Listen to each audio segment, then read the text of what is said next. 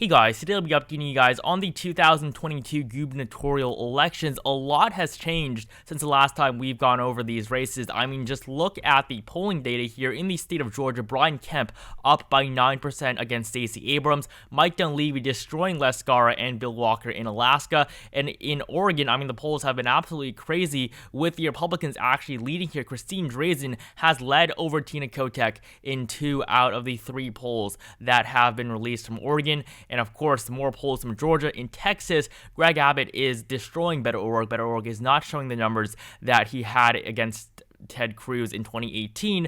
J.B. Pritzker only up 7 points. Kathy Hochul destroying the competition despite being pretty unpopular in New York. And of course, Lee Zeldin did end up winning the Republican nomination, defeating Andrew Giuliani. And the most surprising of all, I think, is in the state of Wisconsin, Tony Evers in a race that really he should be losing. Tony Evers is absolutely crushing the potential Republicans that he may face. And of course, the GOP primary will be held in early August. So looking at the 2022 governor's map here, a lot really has changed very recently, and the overturning of Roe v. Wade is going to help the Democratic Party because the governors are going to play a major role in deciding abortion laws in their state. The U.S. Senate really is not going to do anything about it. So looking at this map, I'm going to start off by filling in the very solid races for both parties, starting off with the Republican races. In the state of Idaho, Brad Little winning his re-election very solidly. In Wyoming, Mark Gordon is also expected to absolutely destroy the competition there. South Dakota, Kristi Noem, who barely won her election last time, is going to win by a much larger margin this time around against Billy Sutton. Kristi Noem only won by 3.4%, and there were no incumbents in this race. In the state of Nebraska, Pete Ricketts cannot run for re-election, so Jim Pillen is the new Republican nominee, and he, of course, is going to win the very solid red state of Nebraska. In Oregon, it's going to be Kevin Stitt against Troy Hoffmeister. Stitt is the Republican incumbent. Hoffmeister is a former Republican, however, she is not going to make a dent in the Republicans' domination here in the state of Oklahoma. In Alaska, of course, Mike Dunleavy, running for a second term, is going to defeat Les Scarra, the Democratic nominee, and Bill Walker, who is the independent former governor. In the state of Arkansas, we have Sarah Huckabee Sanders as the Republican nominee to replace Asa Hutchinson. In Tennessee, we have Bill Lee, of course, going to win by a very solid margin. And of course, in the state of South Carolina, Henry McMaster is going to win his second full term in office. And the 2 other solid races on this map are Vermont and New Hampshire, with Phil Scott and Chris Sununu very popular in New England. And so these are the solid Republican states. I'm actually going to add Ohio to this list, so this will make 20 seats for the Republican Party. In Ohio, Mike DeWine is doing very well in his race. He is relatively popular. He did end up defeating Jim Renacci and win the Republican renomination. So at this point, Mike DeWine is almost guaranteed to win the governorship in the state of Ohio. And so these are going to be all of the solid Republican states on this map. Now for the Democrats, of course, California, Gavin Newsom is going to win his re-election. He is now the front runner for the Democratic nomination if you exclude Joe Biden. So a lot of developments there for the governor of California. We'll see if he actually runs in 2024. But if he wants to run in 2024, he is going to have to win his re-election this November, and all signs point to a very solid victory for the California governor. In the state of Colorado, Jared Polis is doing very well. I do think that he will end up winning by a solid margin. In the previous election, he won by 10.6%, but now as Polis is running for his re-election, I think he is going to do very well. He is very popular in Colorado. He is also the only openly gay governor in the entire country, and I think that is going to drive youth turnout out for him. In the state of Hawaii, Josh Green is going to replace David Ige there as the governor of Hawaii. In New York, of course, Kathy Hochul is doing very well against Lee Zeldin.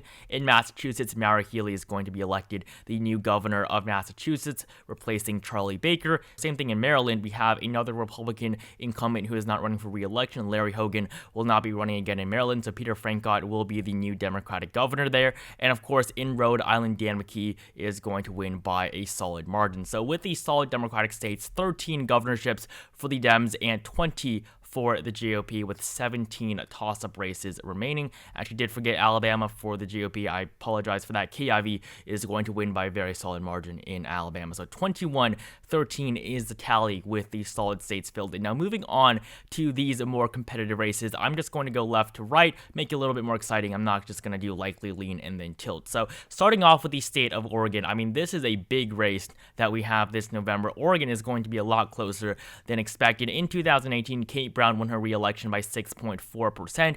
Kate Brown was an extraordinarily weak governor in the state of Oregon. She was very unpopular, and she has made it so the Democratic Party is going to struggle this time around. If you look at the latest polling in the state of Oregon, I mean, Tina Kotek has only led in 1 out of the 3 polls released. So it is a three-way race here in the state of Oregon, because you do have Betsy Johnson as the independent candidate. So in the state of Oregon here, Tina Kotek, the Democratic nominee, Christine Drazan, the Republican nominee, and Betsy Johnson, who was a former Democrat, but she is running as an independent this time around. So looking at the polling data here, Christine Drazan leads by 1% in the latest poll. This was funded by the Republican Leadership Committee in the state of Oregon, though. Tina Kotek, in a poll funded by Betsy Johnson, Kotek leads by 3 points over Johnson, Drazan at 23, and Christine Drazan led in the earliest poll from late May. So the polling has been all over the place. It is definitely a three-way race, but independents almost always do worse than what their polling numbers suggest, and of course, Oregon is still very Democratic. I think the vote is going to still center around Tina Kotek in the very end. I think that she is going to end up winning the most support. So I do think Tina Kotek is still going to end up winning her re-election, or not re-election, winning her first election.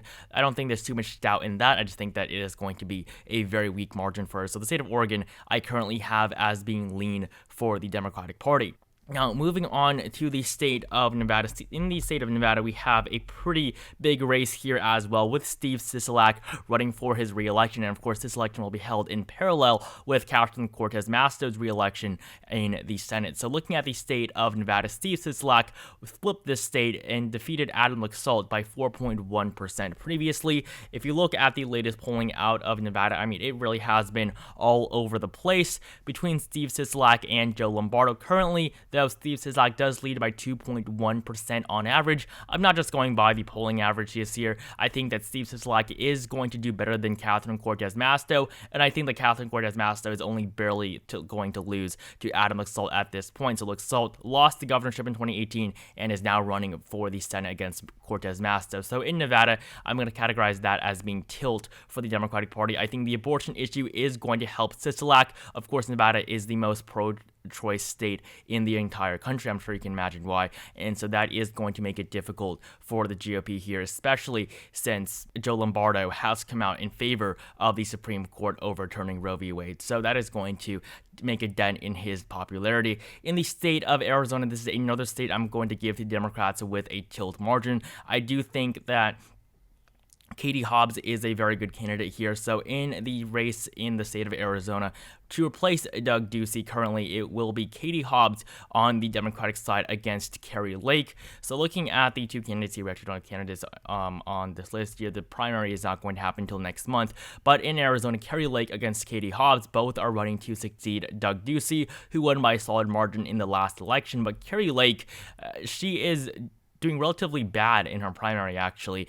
And so right now, I do think that the Democrats are going to end up on top in Arizona, but really it can go both ways. If you look at the polling in the state of Arizona, it really has been very close between Katie Hobbs and Kari Lake. The latest poll does show Hobbs up 5 points. The previous poll showed Lake up 1 point, and another poll showed Katie Hobbs up by 4 points. So we're really just going to have to see what happens here in the state of Arizona. But right now, I will give the slight advantage to the Democratic Party.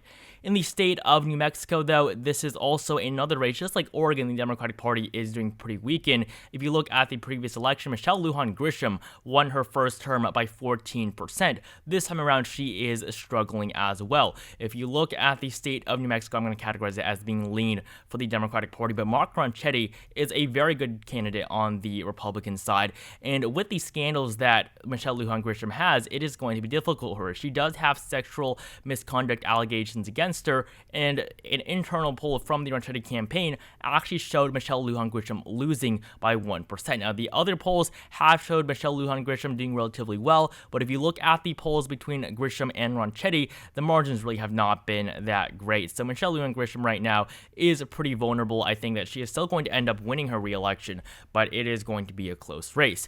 In the state of Texas, I'm going to categorize it as being likely for the GOP. Not too much to talk about here. Beto O'Rourke may be a flashy candidate. He may be probably the best Democrat that the Democratic Party could have nominated here, but still, Greg Abbott leads by 9.6% in the polling average, and there have been a lot of polls released from Texas, every single one showing Greg Abbott dominating in his re-election. So Texas, I'm going to categorize as being likely for the Republican Party. In the state of Kansas is another state that I think that the Republican Party is going to end up winning, even though it may still be close. Laura Kelly is, of course, the incumbent Democrat here, and she really is struggling at this point. In the state of Kansas in 2018, Laura Kelly defeated Chris Kobach with 48% of the vote. This was a big win for the Democratic Party. Of course, Chris Kobach was a terrible candidate, and that's why they lost. But this time around, Derek Schmidt is much more moderate, and he has the ability to win this race. If you look at the latest polling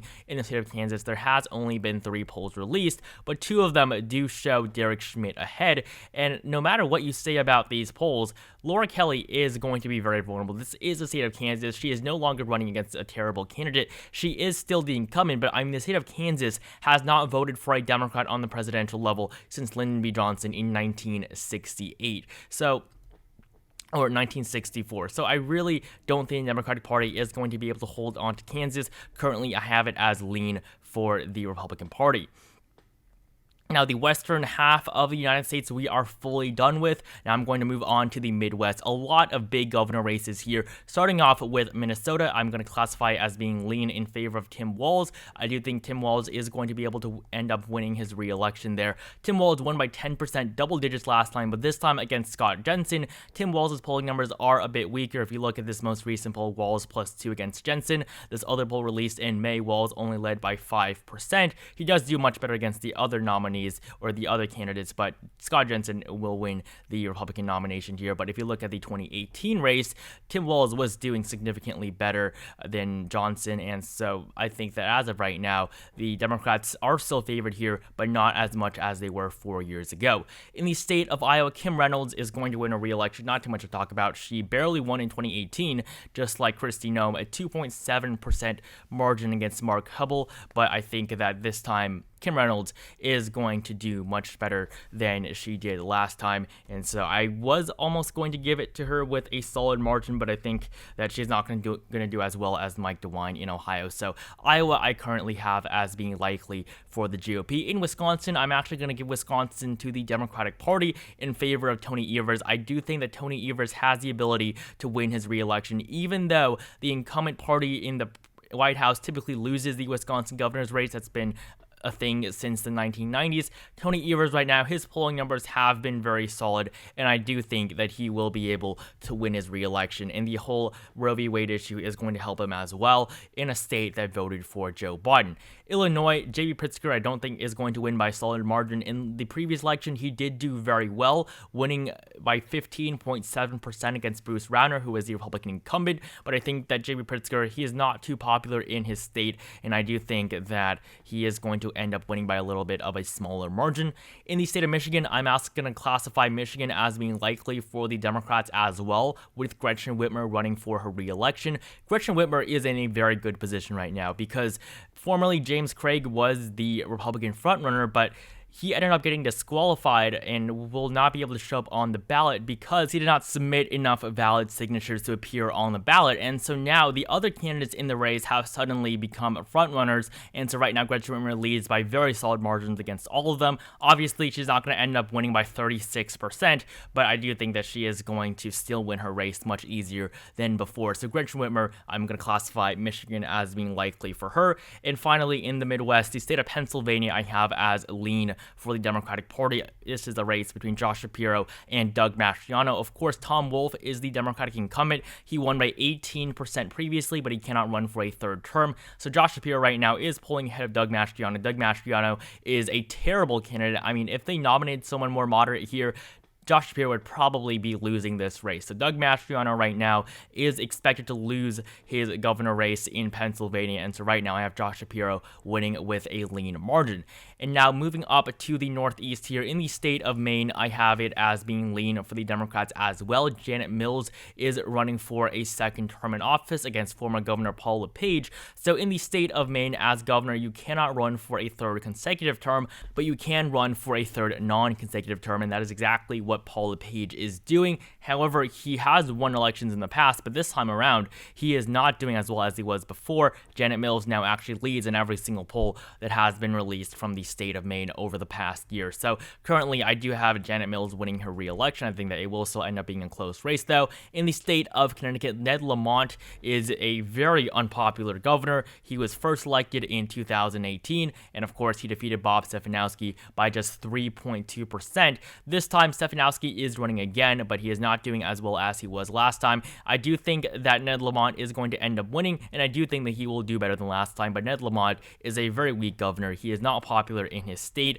and so right now I do have Lamont winning, though, but not by the solid margin that you would typically expect. And now you have two more states left on this map. In the state of Georgia, as we saw before, Brian Kemp is doing much better than Stacey Abrams when you compare it to the 2018 election. In the state of Georgia currently, Brian Kemp leads on average by 5.9 percentage points against Stacey Abrams. Stacey Abrams did very well in 2018. If you look at the polling from last time, Stacey Abrams ended up losing by just 1.4%, and the polling did pretty much suggest this. It was very close in the polling except for this final Trafalgar group, which was off by over 10 points. But looking at the other polls, I mean, it was either Kemp +1, Abrams +1, or +2 for both, or it was an even race. So the polling is typically very accurate in Georgia. If you look at the Senate elections here as well in 2020, I mean, it is also going to be very accurate. So the polling is very accurate in Georgia. It has been for a long time. It was on the presidential level as well. So if you look at the gubernatorial polls, this is not good for Stacey Abrams. If she is down by 5.9% currently, she does not stand a chance, and there has been significant amount of polls coming out of Georgia for the gubernatorial election. So right now, I have Georgia as being likely for the GOP. And finally, in the state of Florida, I'm also going to categorize this state as being likely for the GOP. Ron DeSantis is, of course, running for his re-election here against Charlie Crist.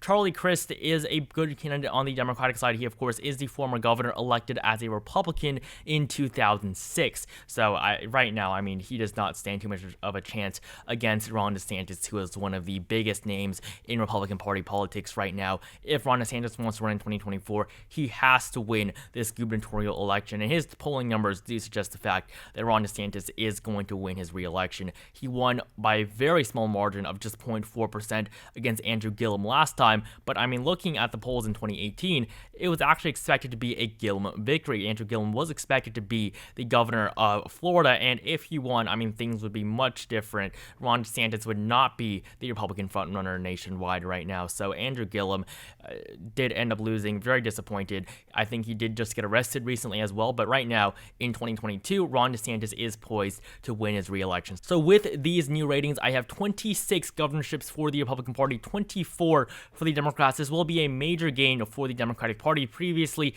they only held 22. So the Democrats are going to hold on to every state in which they have incumbents in, except for Kansas. They are going to lose Laura Kelly in Kansas, but they are also going to flip Massachusetts, Maryland, and Arizona, giving them a grand total of 24 and a net gain of 2. So thank you guys so much for watching this video. Like, comment, and subscribe, and I'll see you guys in the next video.